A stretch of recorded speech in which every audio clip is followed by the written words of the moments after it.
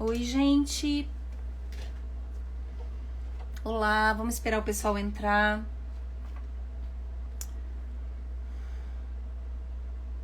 Olá. Espero que esteja todo mundo bem, que vocês tenham tido aí, dentro do possível, um bom Natal, um bom Ano Novo, em segurança e com saúde. Bom, deixa eu tirar aqui os comentários.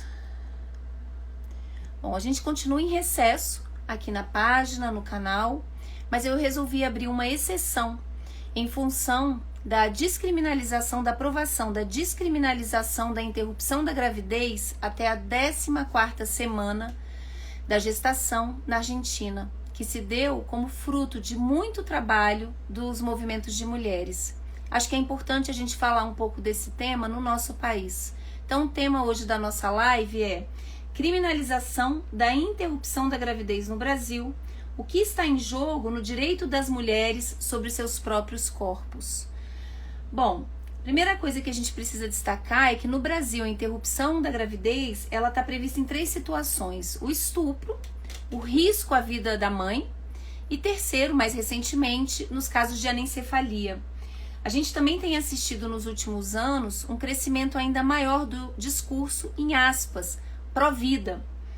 O que é esse discurso pró-vida? É um discurso que dá muito mais peso ao direito de expectativa de vida de uma das partes em detrimento da realidade viva, vivida, concreta da outra, ou seja, das mulheres. Esse tipo de argumento ele não é recente e já está presente no Brasil há muitos anos, mais de décadas. Inclusive se fez muito presente na Assembleia Constituinte de 1987. Quem sabe a gente não faz uma live, eu vou chamar uma pessoa que estudou isso no mestrado, que é o Diogo. Em geral, nesse tipo de argumento, a mulher é vista como mulher-mãe, como um binômio que é inseparável. Ou seja, é um discurso que naturaliza a maternidade nas mulheres e coloca como uma de suas funções, ou talvez a mais importante delas, a maternidade. Se a lei é criada sobre esse pressuposto, vai acabar servindo como uma tecnologia de gênero quando o judiciário for aplicá-la. Ou seja, essa lei acaba servindo para punir mulheres que performam fora desse script da ideia de uma vocação ou da maternidade como algo que é essencial, a maior realização das mulheres. Isso tanto no caso das mulheres que acabam optando pela interrupção da gravidez, como também, como a gente já viu naquela live com a Aline Xavier, quem perdeu, assista, como as mulheres que são consideradas como mães negligentes, mães más. Eu falei para vocês, e a gente destacou, a Aline trouxe vários exemplos, que pai negligente não existe para o Estado. Pai é negligente somente quando ele usa drogas na frente da criança ou quando ele estupra. É necessário a gente resgatar a história da criminalização do aborto e que, digamos assim, se inscreveu no Ocidente, principalmente na consolidação e principalmente aí no fortalecimento do capitalismo. Por quê? A função reprodutora das mulheres é essencial para o capitalismo. Quem não assistiu a primeira e a segunda live do meu livro, é live 1, live 2, assistam. E live 3, que é o dispositivo materno. O capitalismo separou de forma binária homens e mulheres, ou seja, não é que antes não se acreditava que tinham diferenças, mas essas diferenças, elas não eram essenciais. O capitalismo separou de forma essencial homens e mulheres e separou o âmbito público do privado. Então, aos homens ficou associado o âmbito público, tudo que eles fazem fora de casa é trabalho, tem reconhecimento social e principalmente é remunerado. E as mulheres, pelo fato de sermos portadoras de útero, fomos vistas como naturalmente mães e cuidadoras, sendo isso entendido o trabalho do cuidar como uma vocação. Então, o âmbito privado ficou associado às mulheres, não só o cuidado com as crianças, mas aquilo que é contíguo, como as atividades domésticas. O que a gente faz em casa é considerado não trabalho, é invisibilizado, não tem reconhecimento, é tido como algo que faz parte da própria realização vocacional da gente e não é remunerado. Isso é muito importante. Por quê?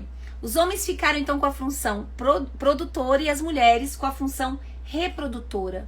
As mulheres têm um papel fundamental na manutenção do capitalismo, que é produzir reserva de gente, reserva de mão de obra, que é fundamental para garantir salários mais baixos, não ter acesso, né, a se pedir, por exemplo, aí melhores condições de trabalho. Então, o surgimento do capitalismo, ele coincide com uma guerra que se construiu contra as mulheres e a necessidade de controlar a função reprodutiva. A Silvia Federici, nesse livro, Caliban e a Bruxa, conta isso, gente, de uma forma maravilhosa. Quem não leu esse livro, leia, tá? Ela mostra como desde o século XI houve uma crescente politização da sexualidade, sobretudo o aumento da condenação do sexo que não procria. Mas nesse momento, ainda existia uma indulgência com os métodos contraceptivos, com a interrupção da gravidez. Esse tipo de controle ele foi aumentando e ele se tornou ainda mais forte quando houve uma baixa populacional, que ela chama de um colapso demográfico. Quando? Sobretudo depois do período da peste negra. Lembrem-se, se há poucas pessoas, essas pessoas vão cobrar um salário muito mais alto, condições de trabalho muito melhor, elas vão ter como barganhar as suas condições, vamos colocar assim, de trabalho. Então, nesse sentido, o ápice, né, de enrijecimento desse controle ocorreu no século XVI e XVII. Esse também é o apogeu, é o auge da caça às bruxas. As bruxas conheciam as ervas, conheciam os métodos contraceptivos e outras formas de interrupção da gravidez, do aborto. Nesse momento, houve uma redefinição do que era considerado como crime. Veja, uma criminalização por parte do Estado. Crime reprodutivo. E também uma prescrição de penas severas à contracepção, ao aborto e ao infanticídio. E também um aumento da vigilância para garantir a não interrupção da gravidez. Houve uma criminalização de abortos, mesmo tidos como naturais, porque se colocava em xeque a palavra da mulher. Será que ela não fez alguma coisa para interromper? E essas mulheres eram punidas.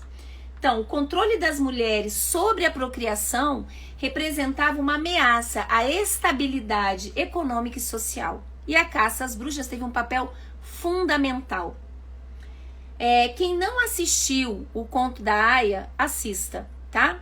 Não sei se todo mundo tem acesso, mas eu sei que o pessoal consegue achar em sites e tudo mais. É uma distopia, mas que exemplifica vários dos discursos que ainda continuam presentes.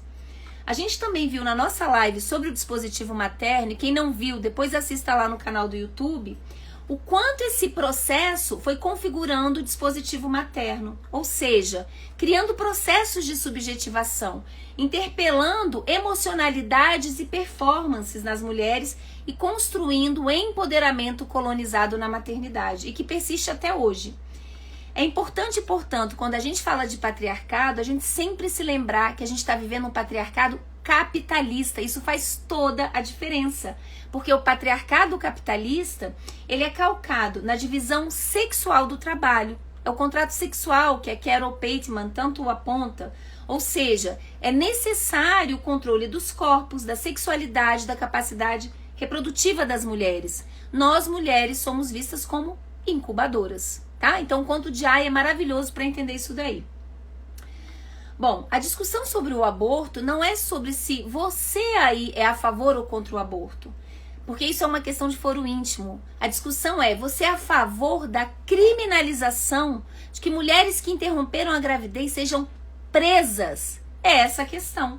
Independentemente da sua opinião pessoal, as mulheres interromperam muitas vezes a gravidez e continuarão interrompendo. Com a diferença de que mulheres que têm condições privilegiadas, têm dinheiro, conseguem ter acesso a métodos de interrupção que garantem que elas se mantenham vivas. E mulheres pobres, sobretudo negras no nosso país, tenham que recorrer a métodos que colocam em risco as suas vidas e muitas vezes realmente levam a uma fatalidade. Antes de eu passar e chamar a palavra Madi e convidá-la aqui para a live, eu queria trazer 2 pontos importantes. Primeiro, é importante dizer que o discurso do Grupo Provida usou durante muito tempo um discurso de perigo biológico. Então, assim, eles diziam que se a mulher abortasse, isso colocaria em xeque a saúde reprodutiva dessa mulher, dificultaria em outras situações que ela pudesse optar pela maternidade. Isso acabou o quê? Caindo por terra, né? Por várias pesquisas que mostram que se você fizer um aborto seguro, isso não coloca em xeque futuras gestações, e hoje tem sido muito comum a utilização do campo da saúde mental. A Madi vai comentar um pouco sobre isso, mas é importante dizer que essas pessoas têm utilizado uma pesquisa americana, que foi realizada por uma autora chamada Coleman, que é péssima, extremamente criticada do ponto de vista da metodologia. Só para vocês entenderem, essa autora comparou a saúde mental de mulheres que tiveram filhos e mulheres que optaram e interromperam a gravidez. Ou seja, ela não comparou mulheres que queriam ter filhos e tiveram, e mulheres que não queriam ter filhos e foram obrigadas a tê-los. Inclusive, há pesquisas que mostram que levar adiante uma gravidez sem desejo é um fator de risco para a saúde mental da mulher, inclusive aumenta a chance de ter depressão pós-parto. Um outro ponto que eu quero trazer também é sobre a questão dos serviços de saúde. Ou seja, por mais que esteja prescrito na lei, às vezes é difícil para as mulheres, dentro dos casos que são previstos, exercerem esse direito. Os serviços de saúde, de atendimento à interrupção da gravidez, surgiram a partir de 1990, mas não estão presentes em todos os estados. Existe também uma regra de não divulgação de onde funcionam esses serviços e se utiliza o discurso de que isso não pode ocorrer para proteger esses profissionais. E também, existe uma dificuldade, às vezes, dos próprios profissionais que têm usado a ideia de objeção da consciência para não realizar a interrupção da gravidez. A gente viu recentemente aí no caso de uma criança que foi estuprada e precisou sair do Espírito Santo e ir para Pernambuco. Chamo também a atenção que existe uma má formação dos profissionais de saúde sobre este tema. E aqui eu estou incluindo e destacando a nossa área dos psicólogos. Então, leiam, quem tiver interesse nesse tema, esse livro da Vanessa Canabarro Dias, A Palavra da Mulher. Eu participei da banca, ela foi orientada, foi baseada na tese de doutorado, ela foi orientada pela Débora Diniz, e ela pesquisou esses serviços. E uma das coisas que ela aponta na tese dela é como é que esses profissionais de saúde, incluindo o psicólogo, levam uma revitimização das mulheres, ao invés de ter um acolhimento e realmente facilitar o processo de uma mulher que já está em sofrimento. Bom, a própria psicologia, portanto, pode se constituir como uma tecnologia de gênero, quando se constrói essa ideia da maternidade como uma realização, como vocação materna. E eu considero a maternidade talvez como a rocha mais intocada na psicologia e com mais urgência para uma faxina epistemológica, ou seja, necessitando de uma desconstrução a partir da perspectiva de gênero. A gente problematizou isso num livro que eu organizei com a Madi pelo Conselho Federal de Psicologia. O livro da Vanessa é para download gratuito. Esse aqui também se chama Aborto e Não Desejo de Maternidades, Questões para a Psicologia. Então tem capítulos de vários autores e eu fiz um capítulo que é sobre a psicologia como tecnologia de gênero neste quesito, sobre o discurso da maternidade e a naturalização. Assistam também a live que a gente fez com a Daniele Leal sobre o não desejo de maternidade no Brasil. Lembrando que já somos quase 38% de mulheres nesse país que não querem ter filhos.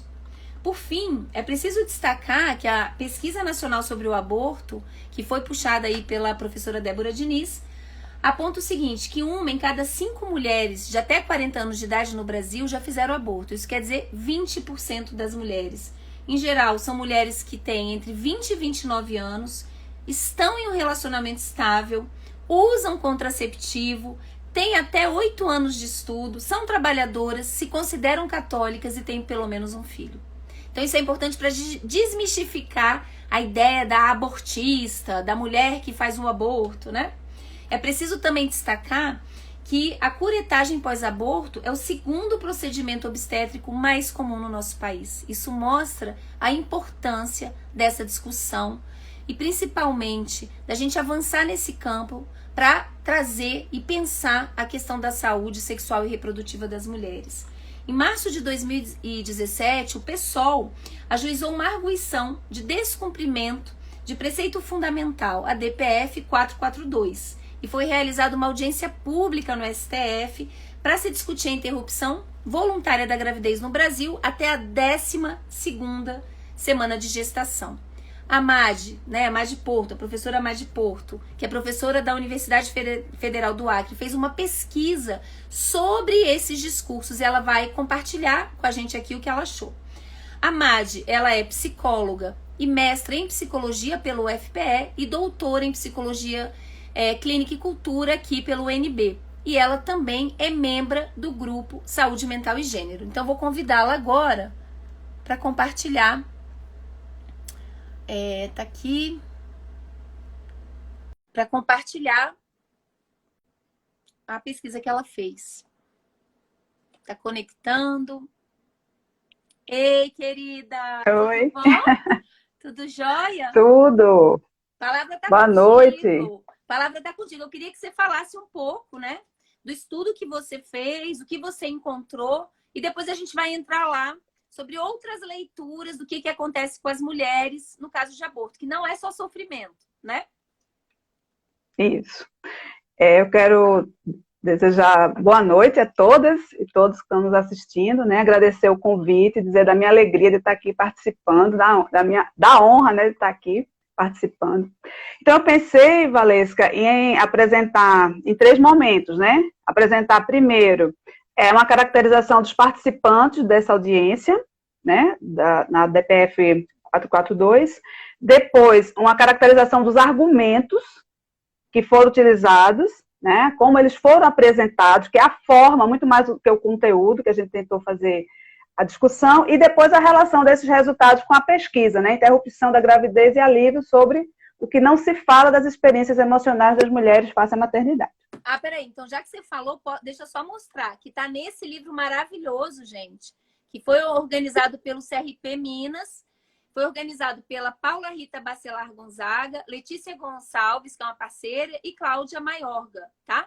Também para download gratuito, tem um capítulo meu e da Madi que ela vai falar no final e a gente vai conversar um pouco. Eu tive um problema na conexão, né? Aí eu sei que você apresentou o que era uma DPF, você explicou o que era, né? A DPF. Pode explicar. Tá. Então, assim, eu vou explicar, porque como é um termo muito específico, né, do direito. Então, a DPF é arguição de descumprimento de preceito fundamental, né? É uma ação de controle concentrado destinada a combater os desrespeitos aos conteúdos mais importantes da Constituição, praticados por atos normativos ou não normativos com indicações específicas. Então, é uma ação muito específica que ocorre no âmbito do STF. Essa ADPF 442, que elas são numeradas, né, é da relatoria da ministra Rosa Weber. Foi proposta pelo PSOL, né, você falou, e ela pede ao Supremo que declare a não recepção pela Constituição dos artigos 124 e 126 do Código Penal, que prevêem pena de prisão de até 3 anos para mulheres que abortam e de até 10 anos para pessoas que provocarem abortos com consentimento da gestante. Ou seja, solicita a descriminalização do aborto até a 12ª semana de gravidez, além da permissão para que profissionais de saúde façam o procedimento sem o risco de punições. Então, o que é?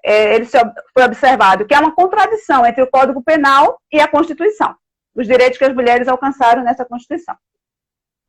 Bom, nesse processo, nessa ação de arguição de descumprimento de preceito fundamental, houve a determinação da ministra Rosa Weber por uma audiência pública. Essa audiência pública ocorreu em 2 dias, dia 3 e 6 de agosto de 2018. E é sobre essa audiência pública que nós fizemos a pesquisa. Então, caracterizando as pessoas que participaram, né? Foram 60 expositores ao longo desses 2 dias de trabalho. 48 instituições. E algumas pessoas, elas foram na condição de pessoas físicas. Não estavam representando instituições, estavam representando elas mesmas, mas foi exceção. Tá? 41 desses 60, que dá 68%, fizeram a defesa da interrupção voluntária da gravidez, até a 12ª semana.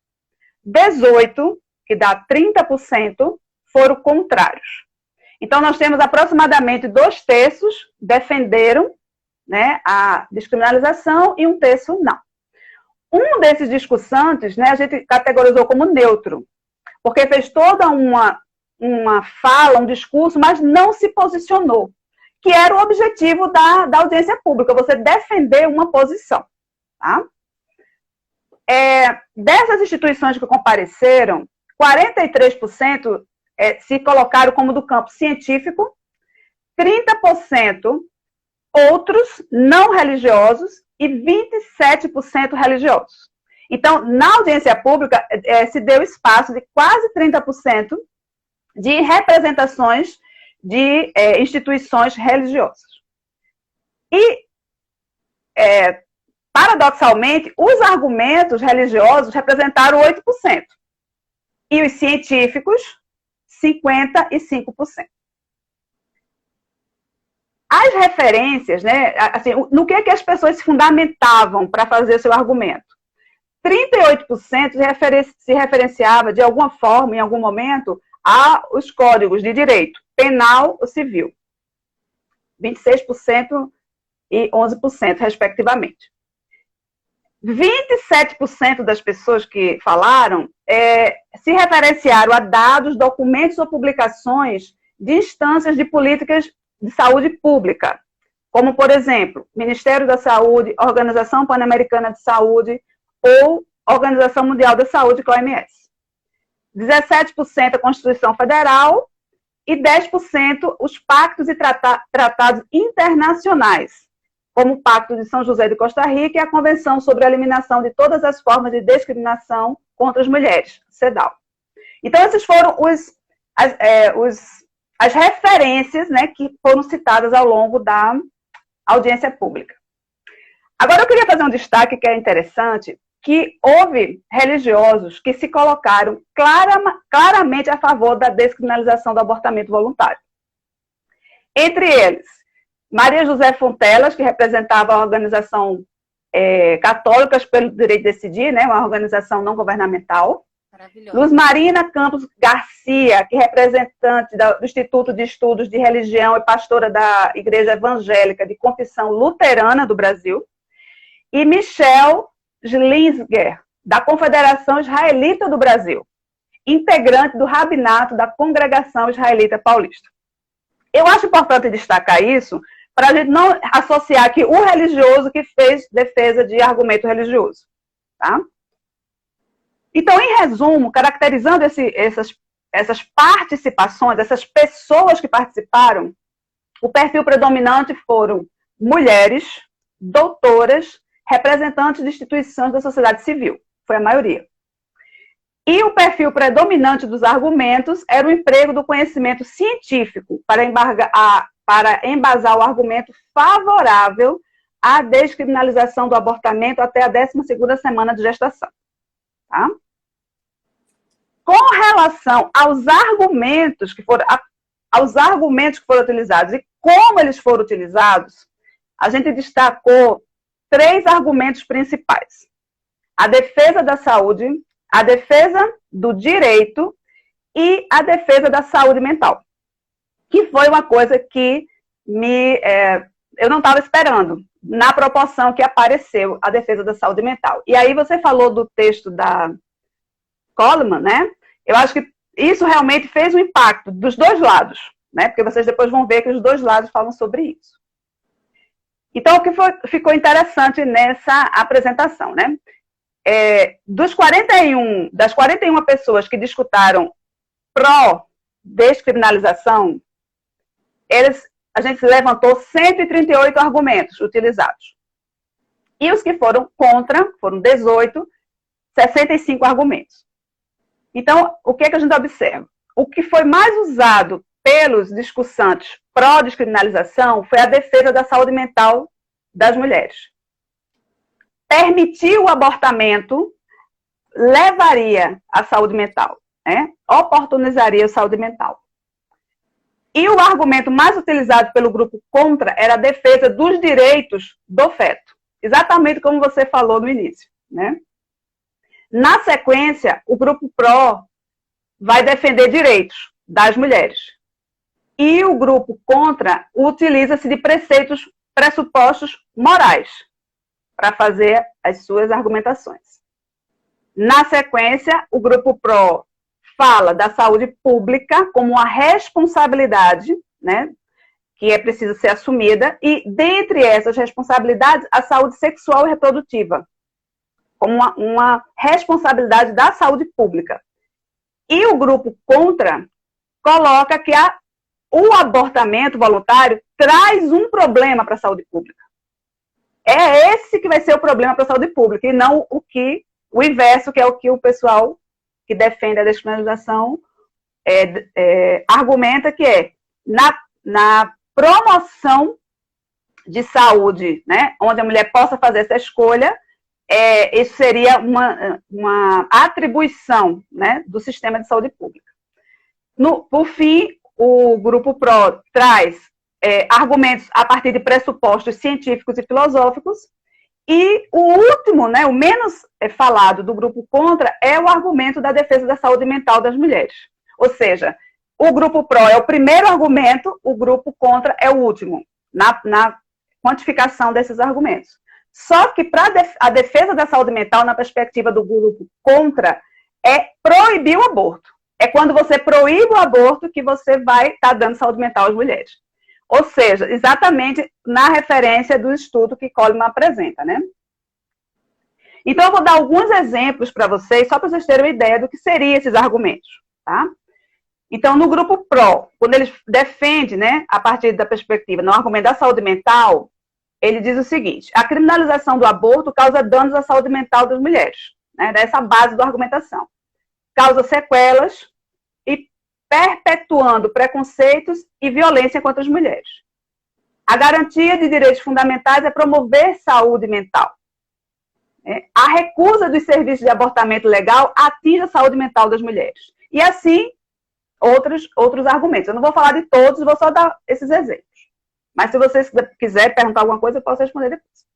E o grupo contra dizia o seguinte: que a defesa da saúde mental das mulheres é proibir o aborto, porque a prática do abortamento causa o sofrimento psíquico e o abortamento como risco à saúde mental das mulheres. Sem possibilidade de recuperação, isso foi um argumento que foi utilizado, e que a intervenção psicológica deve ser para evitar o abortamento, evitar que ele ocorra. Sem base científica, né? Sem base científica. Exatamente. Então, isso era interessante, porque, veja bem, se a gente for para o argumento em si, os dois grupos defenderam a saúde mental das mulheres. Mas quando a gente vê a forma que essa defesa foi feita, a gente começa a perceber essa diferença, né? Que embasamento se tem, né? E como se usa. É por isso que a gente usou a análise do discurso, que é a utilização do discurso para a persuasão, né, para você convencer o outro de uma ideia, que era isso que estava sendo feito lá na audiência pública. Todo mundo queria convencer Rosa Weber, né, da sua posição. Então, com relação aos direitos, o grupo PRO estava defendendo claramente os direitos das mulheres. Com que argumentos, né? Criminalizar o aborto aumenta vulnerabilidades, a mulher decide, o Estado garante, o Estado ameaça e não garante direitos. Já o grupo contra a defesa de direitos era do feto. O feto tem direito à vida a partir da concepção.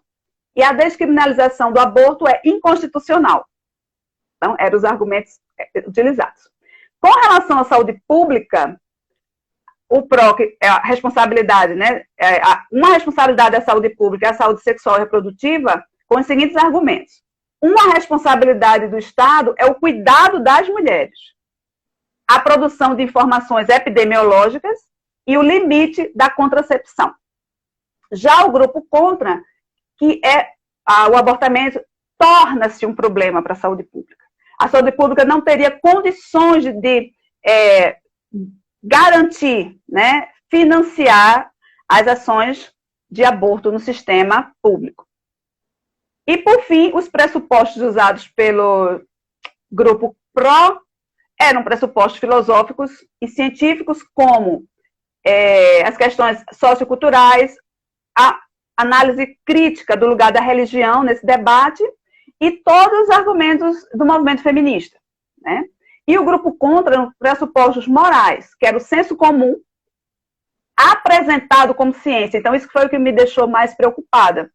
Porque quando você trouxe o estudo de Coleman, que é essa ideia de que ela fez um estudo científico, ela está provando aquilo, e quando a gente vai ver metodologicamente, ele é completamente questionável, mas não interessa. Ele está sendo usado porque ele foi um estudo e é uma forma de estar usando senso comum, mas dizendo que está fazendo ciência, dizendo que está baseado na ciência. E de muita gente que nem é da psicologia, né? Esse foi um discurso muito Sim. usado na audiência que teve no Senado. E depois a gente fez, você lembra? A gente fez até uma live pelo GEA, que eu fui representando o CFP, exatamente colocando, digamos assim, a precariedade do tipo de, em aspas, né?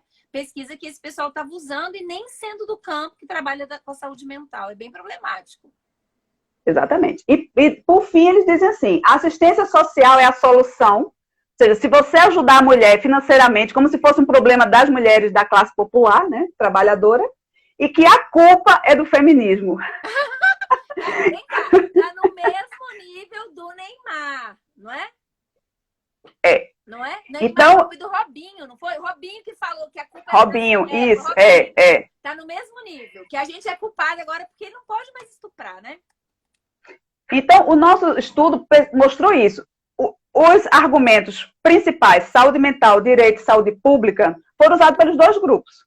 Só que a forma de fazer isso e os pressupostos usados para essa defesa que se diferenciaram, é isso que a gente está levantando nesse artigo, né? Que está em avaliação ainda, não foi publicado. Então, o que é que eu quero fazer? Algumas considerações para a gente ir, né, dando sequência.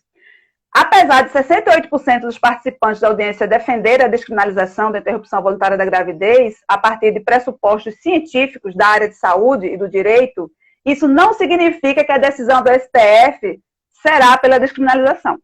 Porque no campo do direito há a necessidade do convencimento pessoal do julgador, né, ou julgadora, para proferir seu julgamento, o que abre uma possibilidade de a descriminalização não ser o resultado da DPF 442. O STF é um órgão de decisão colegiada. Então, cada ministro ou ministra precisará fundamentar seu entendimento. Todavia, como foi possível perceber, o mesmo fundamento da defesa de direito e da saúde pode ser utilizado para defender qualquer uma das duas posições. Então, não é porque isso está sendo discutido lá e que teve essa maioria, né, do campo científico, foi predominante, não significa que é esse argumento que vai... A gente deseja que seja, mas a gente precisa ficar alerta, tá? Então, um debate que surge aí é a relação, que não foi explicitado, tá, na audiência, não foi explicitado, mas a gente precisa trazer esse debate, que é a seguinte reflexão, né? Obrigar a vivência de uma gestação indesejada é conferir maus tratos, uma espécie de tortura, castigo, que não encontra amparo na Constituição de 1988. Então, a gente também poderia ter trazido, né, um argumento dessa natureza e que desta forma ele não foi apresentado, mas depois algumas lives, algumas discussões, inclusive com as advogadas que fizeram esse trabalho, né, elas trazem essa discussão, inclusive a professora Débora Diniz, né? Deixa eu só comentar uma coisa, é importante dizer, gente, que a obrigatoriedade da mulher não é só levar adiante a gestação, mas depois que ela tem um filho, se ela tenta dar para adoção, existem vários trabalhos que mostram que as equipes tentam convencer essa mulher a não dar para adoção. Então chegam e dizem assim, mãezinha, você vai fazer isso. Então imagine o dispositivo materno na dificuldade. E depois, se ela continua com essa criança, mas não consegue cuidar, não tem prazer, ela vai ser levada para o CREAS, ela vai receber um processo. Ou seja, para o resto da vida. Então, a gente precisa pensar que não é uma coisa que se resolve só quando ela pariu. Não, uma coisa que vai acompanhar a história dessa mulher para o resto da vida e de um tipo de maternidade que foi construído histórico e culturalmente, que é pesado para as mulheres e que existe uma desresponsabilização quase absoluta da paternidade. Pensão é um negócio recente. E ainda assim, os homens acham que é muito, né? Exato. Então, veja, a defesa da saúde mental, ele se diferencia da maioria dos argumentos restritivos, né, que são aqueles que aceitam a prática só na condição do limite, né, só na condição de que a mulher está no risco de vida, né. E aí teve um discussante religioso, o judeu, que ele diz que na prática judaica o aborto é permitido se a gravidez apresentar risco à saúde mental da mulher. Ele explicitou isso na audiência, né. Então, a gente percebeu que o argumento principal da audiência foi a proteção à saúde mental quando se respeita a dignidade da mulher em seus direitos fundamentais, cidadania e igualdade, né? Para ela ter esse acesso. No entanto, assim, é uma necessidade de justificar que é para que a mulher consiga ter essa saúde física, essa saúde mental, é para que ela se proteja, né? Então, esse que é um argumento utilizado, né, também para o caso dos estupros contra a criança, né, que a pessoa se coloca assim de uma forma horrorizada diante do fato. Então, é por isso que pode-se fazer o aborto. Então, sempre é nesse sentido de, assim, para que ela não sofra mais do que está sofrendo. Então, a gente abre mão, a gente permite. Então, uma certa perspectiva, né, dessa natureza. E a defesa do argumento da saúde mental foi ficando mais intenso, né, no procedimento lá no STF, porque no caso da descriminalização do abortamento nas gestações dos fetos anencefálicos, foi um argumento utilizado. Nos casos de gestação no contexto do Zika vírus, também foi um argumento utilizado. E agora na audiência da DPF 442. Então, a gente começa a perceber que há um distanciamento da proteção da saúde física, que era um argumento principal antes, e está se passando para a saúde mental. Porque aí também teve veja bem. Também houve vários estudos que foram simplesmente colapsando esse tipo de argumento. Então, eles entraram agora no campo da saúde mental, né? E afirmam coisas, exatamente. Enfim. E aí, nos resta, né, perguntar assim, né? A gente primeiro vai ter que aguardar o resultado do STF, porque a gente só nos resta ver, porque diz que cabeça de juiz, né? A gente não sabe o que vai acontecer. Mas é preciso que a gente questione. Eu acho que essa oportunidade agora é um pouco para isso. É necessário que se pressione politicamente, como as argentinas fizeram, né, e as outras mulheres, né, que conseguiram isso nos outros países. E também a gente precisa qualificar o argumento, que é agora que eu quero fazer essa relação, né, com o nosso trabalho, né? A defesa da saúde mental, né, nesse estudo que você colocou, que deu base, teve uma contra-argumentação, né? Então, teve estudiosos que disseram, olha, não é assim, e demonstraram que era um estudo falho metodologicamente. Então, o que é que houve? Não houve nesse estudo a comparação, né, como você falou, né, da mulher que desejava, né, interromper a gravidez e aquela que teve o filho, mas não desejava também, né? Então, essa comparação também não foi feita para poder se fazer alguns tipos de análise. Aí a gente vai para o nosso artigo, né, que apresenta dois relatos, né, dois relatos que se assemelham pela descrição de um alívio, um sentimento de alívio após a interrupção da gravidez, que foi feito numa condição clandestina, né, dado a não possibilidade da realização no país, né? Aí o que é que acontece? Eu vou ler as duas falas, né, só para a gente ter uma ideia dessa parte. Madi, só repete o título do capítulo, depois quem quiser encontrar. Tá. Interrupção da gravidez e alívio. Sobre o que não se fala das experiências emocionais das mulheres face à maternidade. Tá nesse livro, tá, então, gente? Só lembrando que tá lá no CRP Minas Gerais, no site. Então, duas mulheres fizeram esse relato, né, para nós, e botamos nomes, né, para que elas não sejam identificadas. Então, Lilith, 54 anos, sem casamentos, o abortamento aos 37 anos e uma mulher filha da classe média alta. Aí Lilith nos falou. Passou pelas piores horas de dor de sua vida. Sangrou de 8 até as 22 horas, embaixo de um chuveiro, com água quente ligada, para ajudar a passar a dor. E apesar do risco que poderia correr sua vida, sentiu como define um grande alívio. Morgana, 38 anos, casada, filha de trabalhadores e trabalhadoras. Aí Morgana nos fala. Sentimento na pós-curetagem foi de alívio. Alívio de não ter dado nada errado, de não ter morrido, pois sabia que muitas mulheres morriam. E, por fim, de não ter que dar prosseguimento a uma gestação que não desejava, pois nunca aspirou viver a maternidade, pelo contrário. Então, esse tipo de argumento, ele não apareceu na audiência. Ele não é falado, né? Então, esse ponto se tornou importante para que a gente possa pensar a questão do abortamento voluntário e as suas implicações na saúde mental, né? Veja, são mulheres de classes sociais distintas, mas que puderam construir uma vida na qual puderam fazer escolhas, de alguma forma, né? Então, foi possível notar o quê? Uma maturidade psicológica, né? Apesar de toda a pressão experimentada, como toda mulher experimenta, né? Ter que viver a maternidade como uma questão principal da vida, essas duas mulheres também passaram por isso, né? Mas houve uma recusa por esse destino e seus desdobramentos.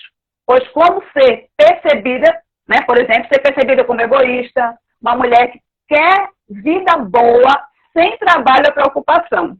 Né? Então, é simples uma mulher que não quer ter um filho, né? É percebida, e uma que não quer ter e, por isso, faz um aborto. Né? Então, a que queria ter esse filho, mas foi estuprada, não, tudo bem, então pode fazer. Mas uma que simplesmente assim, olha, eu não quero, não foi um estupro, foi uma relação que eu queria, eu estava me prevenindo, mas aconteceu, mas eu não quero porque eu não quero ser mãe. Então, esse não é um argumento que a gente identifique, né? E a gente não identifica onde? A gente não identifica no movimento feminista e nem nas teorias psíquicas, como você falou. Ou né? seja, como se tivesse que ter algo que desculpabilizasse a mulher. Então, ou ela foi vítima de violência, ou ela está numa condição precária financeira, ou ela é mãe solteira e foi abandonada. Parece que tem que ter algum tipo assim da mulher e não ela no exercício da liberdade e da vida dela dizendo, eu não quero a maternidade na minha vida. Parece que a gente ainda está longe de poder discutir isso, né? E parece que isso é algo de um feminismo muito radical. Aquele feminismo que é hard e não é para aparecer publicamente, porque isso prejudica o movimento, prejudica o trabalho que está sendo feito.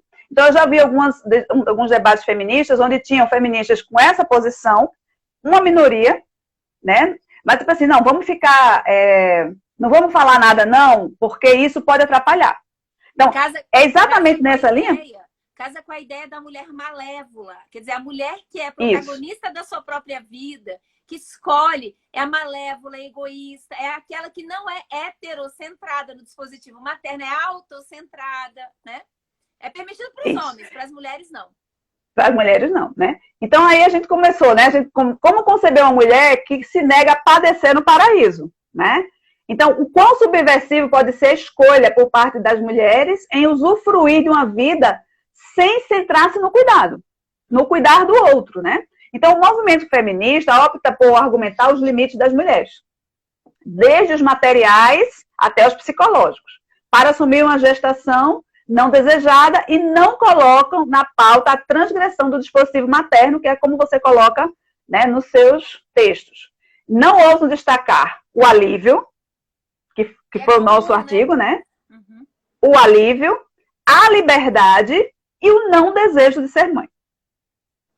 E as próprias teorias psis, né?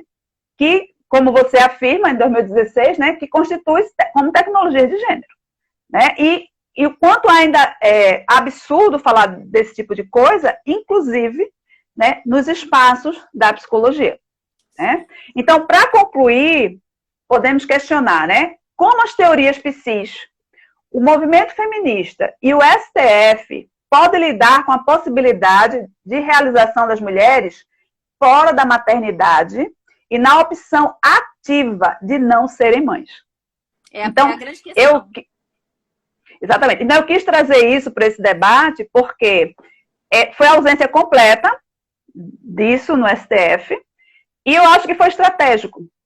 no sentido assim, a gente não pode falar sobre esse assunto. Vai chocar demais. Pelo menos para algumas. Para algumas das mulheres que estavam lá presentes, que eu sei que pensam sobre isso, que algumas eu conheço, inclusive, da militância feminista. E, no nosso caso, a gente precisa pensar sobre as teorias da psicologia que fortalecem, né, e reforçam esse tipo de situação. Então, eu pensei que trazendo essa pesquisa, apresentando, e foi isso que a minha ideia, o que vai chegar no STF, como é que chegou, para que a gente possa pensar as outras etapas, porque esse processo pode ficar lá por muito tempo, porque eles não têm que decidir se eles não quiserem. É importante dizer que o pessoal também instituiu um projeto de lei, que é do então deputado Jean Willis, com os mesmos termos, né, a descriminalização do aborto até a 12ª semana, que é um dos projetos de lei que tramitam no Congresso Nacional, assim como vários outros, como a instituição, por exemplo, do Estatuto do Nascituro. Que ainda pode fazer a gente perder o que a gente já conquistou. Então, imagina, você ser Exato. estuprada e ter que ter um filho do estuprador, né, gente? É surreal. Então, essas questões eu achei que poderia estar trazendo, né, para esse momento tão importante para a América Latina, né, dessa vitória das mulheres argentinas, que depois de uma derrota, elas não baixaram a cabeça, continuaram na luta, sabem que não vai ser fácil. Eu vi várias entrevistas de mulheres argentinas após, né, a conquista desse direito, mas elas sabem que mais do que ter o direito, e nós sabemos disso com a Lei Maria da Penha, é implementar. É poder transformar e operacionalizar em real acesso, né, àquela condição de sujeito de direito, né? Então, elas sabem disso, que a luta não vai parar, elas vão precisar continuar, mas eu acho que é um exemplo importante, né, para o nosso país, e é importante que as mulheres saibam o que está acontecendo nesse sentido, tanto no STF quanto no Congresso Nacional, né? Então, eu pensei que trazendo esses elementos aí, juntando com esse nosso artigo, que fala do que não se pode falar, do incômodo, poderia contribuir. Não, foi ótimo, adorei, Madi. Eu queria aproveitar o gancho e também colocar, a partir de tudo isso que você trouxe, a importância, então, da gente pensar o papel da psicologia, da formação dos psicólogos, né, numa perspectiva de gênero e na preparação para se escutar outras possibilidades existenciais das mulheres fora da maternidade, inclusive no não desejo de ser mãe e sem ser patologizada. Então, acho que isso foi muito bom. Bom, a nossa live já está chegando ao final. Quero te agradecer demais. Foi ótimo. Quando seus artigos saírem, a gente divulga aqui também no Instagram, tá bom?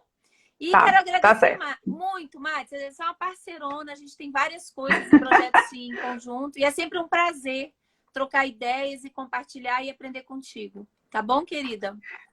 Para mim foi uma honra, uma alegria. E as minhas alunas disseram, professora, a senhora vai ficar famosa agora. Participar da live de Valesca, a pessoa fica famosa. Quero te agradecer muito, Madi. Então, um beijo, querida. Beijo. Beijão. Tchau, gente. Obrigada. Tchau, gente. Até fevereiro. Tchau. Beijos.